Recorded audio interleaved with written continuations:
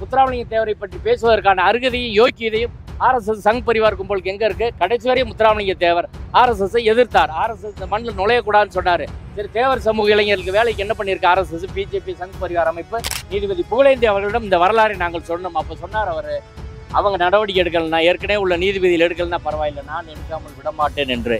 எனவே நீதிமன்ற அவமதிப்பும் நீதிமன்றம் தானாக எடுக்க வேண்டும், கார்த்திகை தீபம் ஏற்ற வேண்டும் என்று அவர்கள் சொல்லும் பகுதி எது தெரியுமா? சிக்கந்தர் தர்கா பக்கத்தில். அப்போ இவர்களுடைய அஜெண்டா 2020 தேர்தலுக்கான அஜெண்டா சிக்கந்தர் தர்காவை இடிப்பது. இந்து விரோதிகளுக்கு ஓட்டுப்படாமல் தோற்கடிக்கணும்னா இதுதான் நேரடியாக மத நிறுவனங்களை தவறாக பயன்படுத்துவதை தடை செய்யும் சட்டத்தின் கீழ் 5 ஆண்டு குற்றத்தை அதிகாரப்பூர்வமாக இவங்க அபிஷியலாக தீர்மானம் போட்டு மீறி இருக்கிறார்கள். உதயநிதி ஸ்டாலின் அவர்களை இழுத்து இந்த மாநாட்டில் பேச வேண்டிய தேவை அவசியம் என்ன? இது அரசியலா இல்லையா? ரெண்டாவது, எப்படிங்க அண்ணாவையும் பெரியாரையும் நேரடியாக இழிவுபடுத்த முடியும்? இந்த மாநாட்டுக்கு இவர்களுக்கு என்ன சம்பந்தம்? முருகனுக்கும் இவர்களுக்கும் என்ன சம்பந்தம்? திராவிட இயக்கத்துக்கும் முருகனுக்கு என்ன சம்பந்தம்? ஆனால் அதிமுகவின் அமைச்சர்கள் செல்லூர் ராஜு, ராஜேந்திர பாலாஜி எல்லாருமே அங்க உட்கார்ந்துக்கிட்டு பேசாம இதை எந்திரிச்சு போறாங்க. இதை விட ஒரு அவமானம், கேவலம் உண்டா?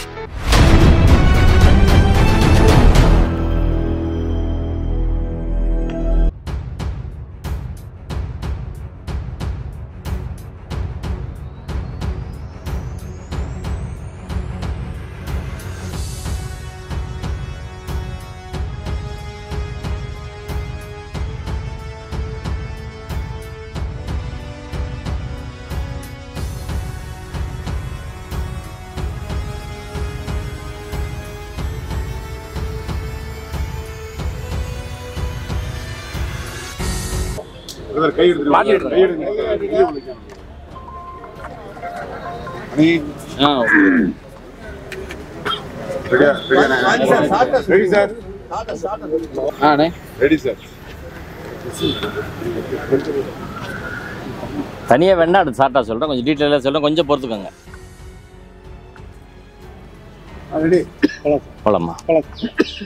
இன்று மதுரை மத நல்லிணக்க மக்கள் கூட்டமைப்பு சார்பில் ஜூன் 22 அன்று நடந்த இந்து முன்னணியின் முருக பக்தர்கள் மாநாடு என்ற பெயரிலான அரசியல் மாநாட்டில் பேசிய பேச்சுக்கள், தீர்மானங்கள் எல்லாமே குற்றவியல் தண்டனை சட்டங்களின் கீழும் நீதிமன்ற அவமதிப்பின் கீழும் கடும் தண்டனைக்குரிய குற்றங்களாக மாநாட்டில் நிகழ்த்தப்பட்டிருக்கிறது. குறிப்பாக பவன் கல்யாண் அவர்கள் பேசும்போது அரேபிய மதம், வெளிநாட்டு மதம் என்று இஸ்லாமியர்களை, கிறிஸ்தவர்களை குறிப்பிட்டு பேசுகிறார். எங்க கேள்வி என்னன்னா,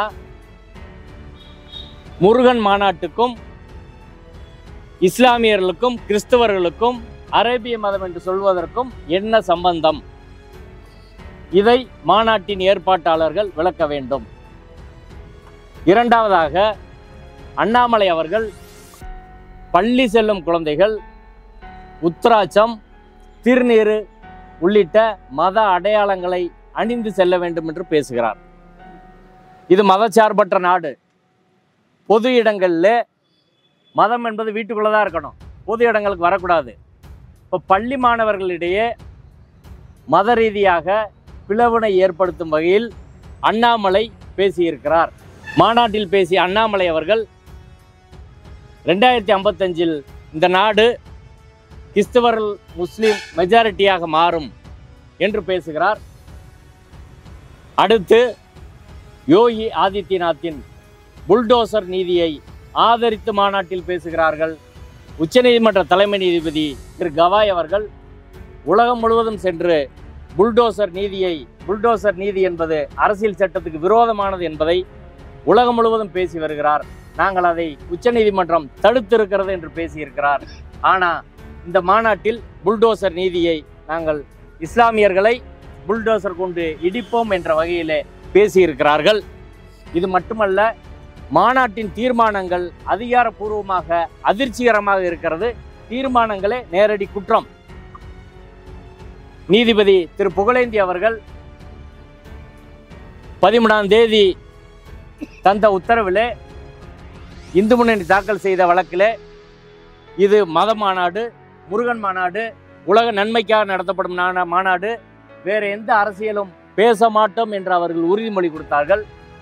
நீதிபதி அவர்கள் எஸ்ஆர் பொம்மை, பிரவீன் தொக்காடியா வழக்கையெல்லாம் சுட்டிக்காட்டி குறிப்பாக மத நிறுவனங்களை தவறாக பயன்படுத்துவதை தடுக்கும் சட்டம், இந்த சட்டத்தின் கீழ் மத நிகழ்ச்சிகளை அரசியலுக்காக பயன்படுத்தினால் அது நேரடியான குற்றம், 5 ஆண்டுகள் சிறை தண்டனை விதிக்கக்கூடிய குற்றம். இப்போ இரு பிரிவினருக்கிடையே மோதலை தூண்டும் வகையில் அங்கே பேசுகிறார்கள். அரசியலை நேரடியாக மதத்தை அரசியலிலே கலக்கிறார்கள். அவங்க தீர்மானம் 5வது தீர்மானம் போட்டிருக்கிறாங்க. இந்துக்களுக்கு எதிரானவர்களுக்கு வாக்களிக்க கூடாது. 2026 சட்டப்பேரவை தேர்தலில் எப்படி இந்துக்கள் வாக்களிக்க வேண்டும் என்பதை தீர்மானம் 5 சொல்லியிருக்கிறாங்க. அவர்கள் அங்கே நிறைவேற்றிய தீர்மானத்தின் அதிகாரப்பூர்வ பிரதி எங்களிடம் இருக்கிறது. அதில் என்ன சொல்றாங்கன்னா, இந்த தீர்மானத்தை முன்மொழிபவர் மனோகர், வழிமொழிபவர் ஏடி இளங்கோவன். இந்து சமய நம்பிக்கைகளையும் இந்து தெய்வங்களையும் திராவிட சிந்தனையாளர்கள் தொடர்ந்து இழிவுபடுத்தி வருகிறார்கள். சனாதன இந்து தர்மத்தை டெங்கு, மலேரியா, கொரோனாவுடன் ஒப்பிட்டு அதை ஒழிப்பேன் என பேசுகிறார் தமிழகத்தின் துணை முதல்வர் உதயநிதி ஸ்டாலின். இப்போ உதயநிதி ஸ்டாலின் அவர்களை இழுத்து இந்த மாநாட்டில் பேச வேண்டிய தேவை அவசியம் என்ன? இது அரசியலா இல்லையா சொல்லுங்க. 2வது, விபூதி பட்டை நாமத்தை இழிவுபடுத்தி பேசினார் அமைச்சர் பொன்முடி. 3வதாக திருமாவளவன் அவர்களை சொல்கிறார்கள், ஆராசாவை சொல்கிறார்கள், கனிமொழியை சொல்கிறார்கள். அதற்கு பிறகு வேற்றுமதை பண்டிகை என்று கிறிஸ்மஸ், பக்ரீத் எல்லாம் சொல்லுவாங்க. கடைசியாக இந்துக்களையும் இந்து சமய நம்பிக்கைகளையும் இழிவுபடுத்தும் எந்த ஒரு அரசியல்வாதியும் அரசியல் கட்சியும் புறக்கணிக்க வேண்டும் எனவும், இந்து விரோதிகளுக்கு ஓட்டு போடாமல் அவர்களை தோற்கடிக்க வேண்டும் எனவும் இந்து சமுதாயத்தை முருக பக்தர்கள் மாநாடு கேட்டுக்கொள்கிறது. அப்படின்னா என்னங்க அர்த்தம்? இந்து விரோதிகளுக்கு ஓட்டு போடாமல் தோற்கடிக்கணும்னா இதுதான் நேரடியாக மத நிறுவனங்களை தவறாக பயன்படுத்துவதை தடை செய்யும் சட்டத்தின் கீழ் 5 ஆண்டு குற்றத்தை அதிகாரப்பூர்வமாக இவங்க அஃபீஷியலாக தீர்மானம் போட்டு மீறி இருக்கிறார்கள். 2026 தேர்தலுக்கும் முருகனுக்கும் எந்த சம்பந்தம் கிடையாது, கட்சிக்கும் கடவுளுக்கும் சம்பந்தம் கிடையாது. ஆனால் முருக பக்தர்கள் மாநாட்டை இழிவு செய்திருக்கிறார்கள். இது நேரடியாக குற்ற செயல். அடுத்து திருப்பரங்குன்றம் தொடர்பாக தீர்மானம் போட்டிருக்காங்க. பிரிவு கவுன்சிலில் மொத்தமலையும் முருகனுக்கு சொந்தம்னு சொல்லிட்டாங்கன்னு. இது நேரடியான அவதூறு, வதந்தி, பொய், திட்டமிட்ட பொய்.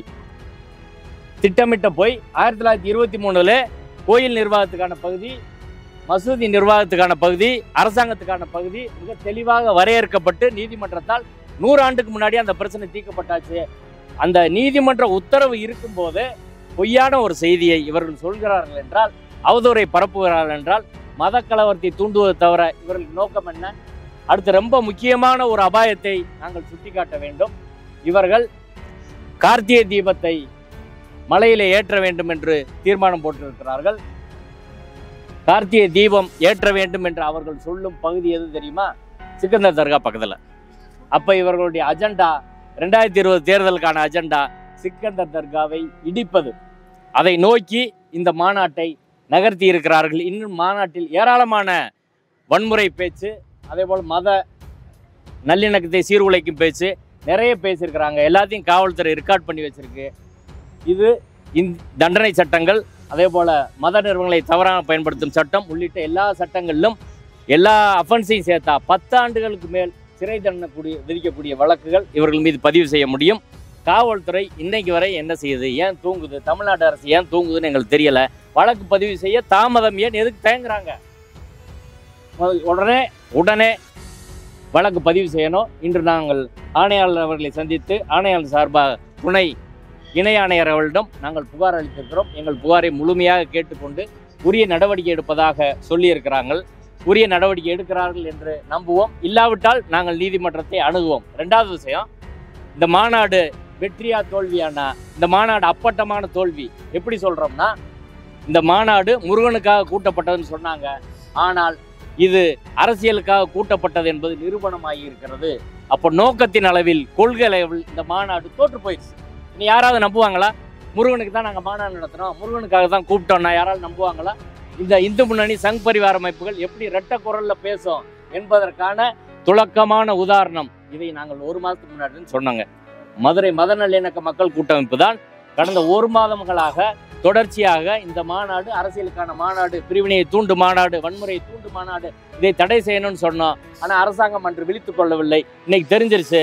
இப்போதாவது நடவடிக்கை எடுப்பார்களா அப்படின்றதான் நோக்கத்தின் வகையில் அவர்கள் இரட்டை வேடம் அம்பலப்பட்டு தோல்வியை தழுவி இருக்கிறது. எண்ணிக்கை அளவில் 5 லட்சம் பேர்னு சொன்னாங்க. எங்கே 5 லட்சம் பேர் வந்தாங்க? 5 லட்சம் பேர் வரவே கிடையாது. ஒரு 50,000 70,000 பேர் வந்திருக்கிறாங்க. அது கூட சேர் நிறைய காலியாக இருந்துச்சு. நிறைய பேர் கடைசி வரை வந்து சேரில் வந்து உட்காருங்க, சேரில் வந்து உட்காருங்கன்னு தான் சொல்லிக்கிட்டு இருக்காங்க. எண்ணிக்கை அளவிலும் அது தோல்வி. அந்த எண்ணிக்கை கூட எப்படி வந்துச்சுன்னா, அறுபடை வீடை வச்சு வந்துச்சு.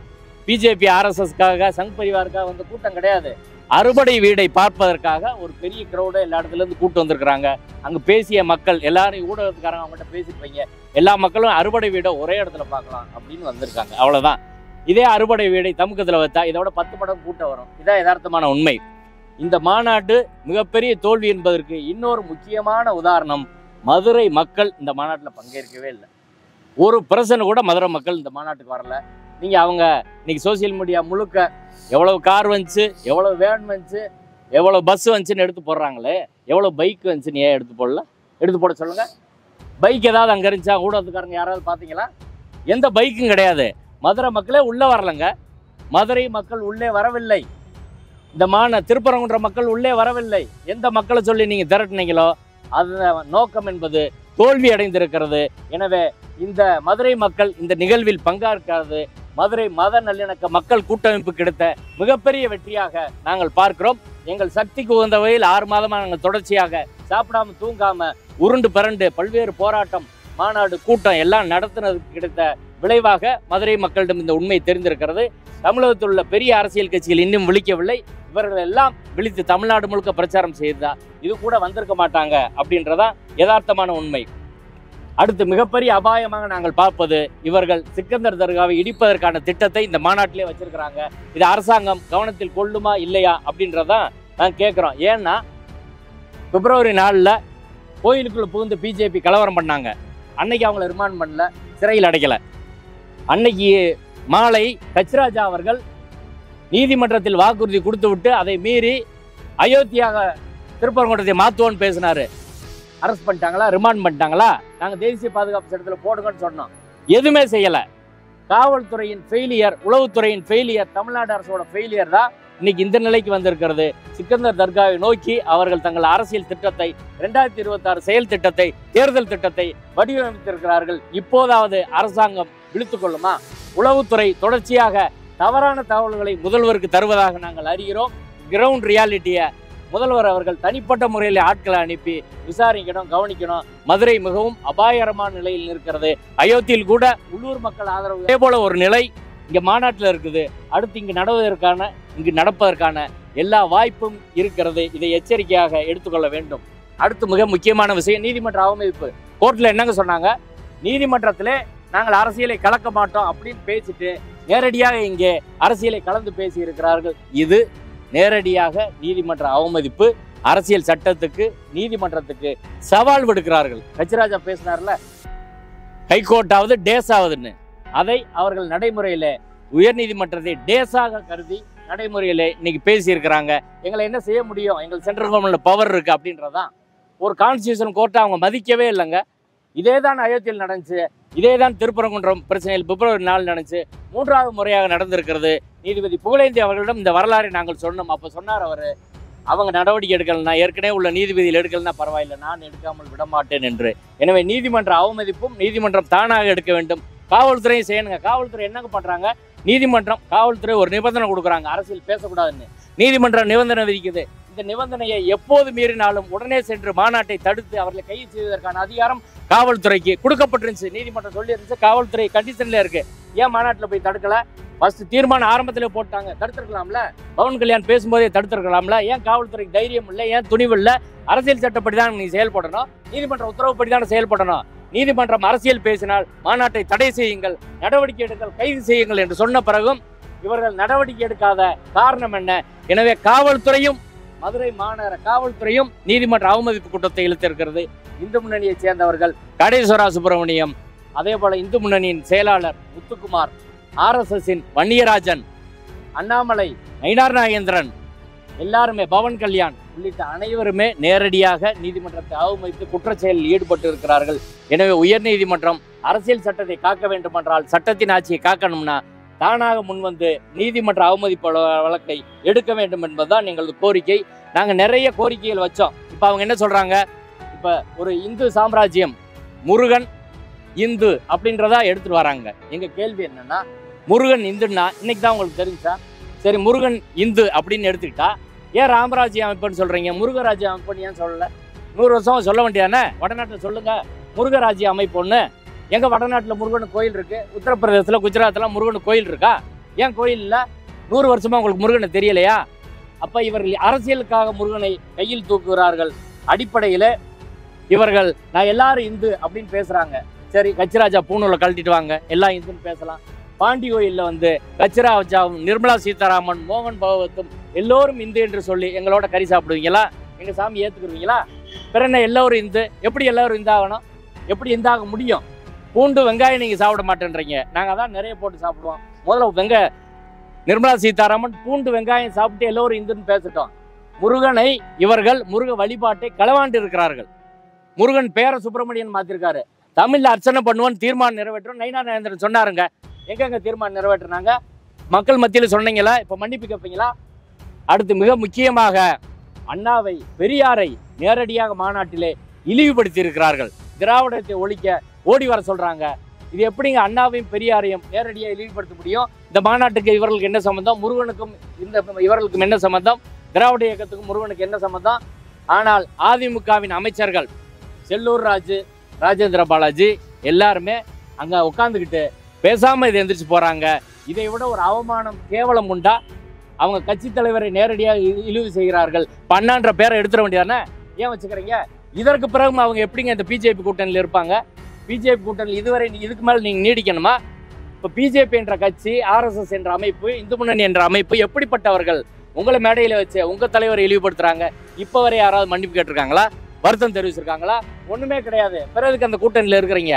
பாஜக தமிழ்நாட்டில் தனிமைப்படுத்தப்பட வேண்டும், யாரும் அவர்களோடு சேரக்கூடாது. சேர்ந்தா அவங்க என்ன பண்ணுவாங்கன்றது இப்ப காட்டிட்டாங்க.